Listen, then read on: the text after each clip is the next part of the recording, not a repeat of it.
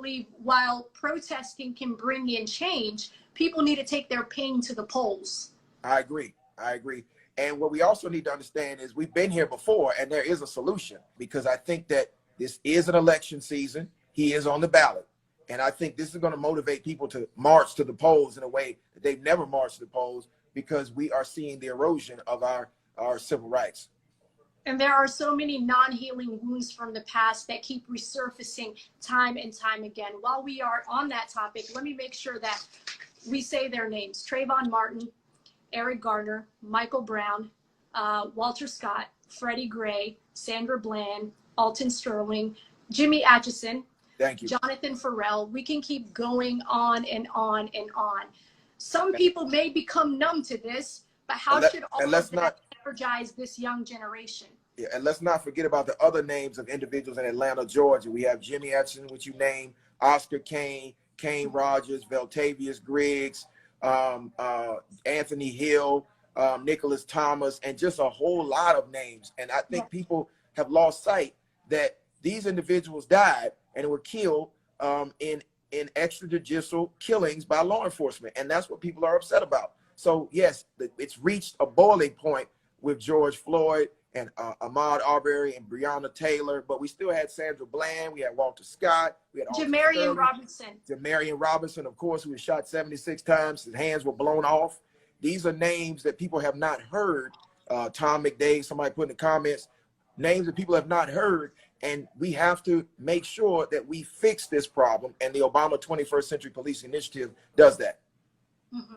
What can you tell this young generation that's hungry for change, that is motivated to get involved in this generation's movement? It may not be the same movement as in the 60s, but this is the time that they are demanding justice, change, equality, justice from the criminal justice system as well. What message do you have for this energized generation at the moment? My message to them is thank you. Thank you for the energy that you have. My generation and the generation before you really did not have that level of energy. We had engagement, we had wisdom, but we didn't have this type of energy. You guys are, wow. You guys are brave and focused. And I think that you should be thanked. I've heard a lot of people downing you, a lot of civil rights legends saying the wrong things. And I want to speak for the NAACP, which has been doing this for 110 years. We thank you, and we will be with you, and we will fight this. So I applaud your energy.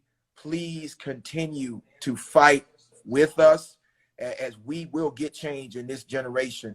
And what I can say is, you know, the next time a civil rights icon who we all respect tells you to get back in your place, tell them that their place was shutting down a highway, because they did it marching from Selma to Montgomery. That's a highway. I walked it.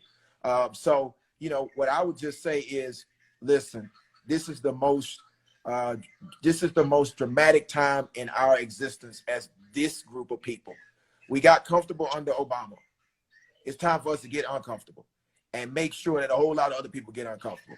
If that means we got to go to jail, we got to go to jail. And but like John Lewis said, sometimes we got to get in the way. Sometimes we got to get into a little trouble. Sometimes we got to make some folks uncomfortable and make some folks mad. And this guy who's the president of the United States is the modern George Wallace. And we have to deal with George Wallace the way our ancestors dealt with the old George Wallace. And that means we got to agitate, we got to legislate, and we got to litigate. And I'm here to do all three. It's really easy to get involved when these cases are happening and when the protests are unfolding in real time. How can people stay active far beyond the protests? When the protests are over, how can they stay involved in the community, in the culture, for civil rights? Definitely. I think you should get organized, whether that's with a legacy organization or starting your own.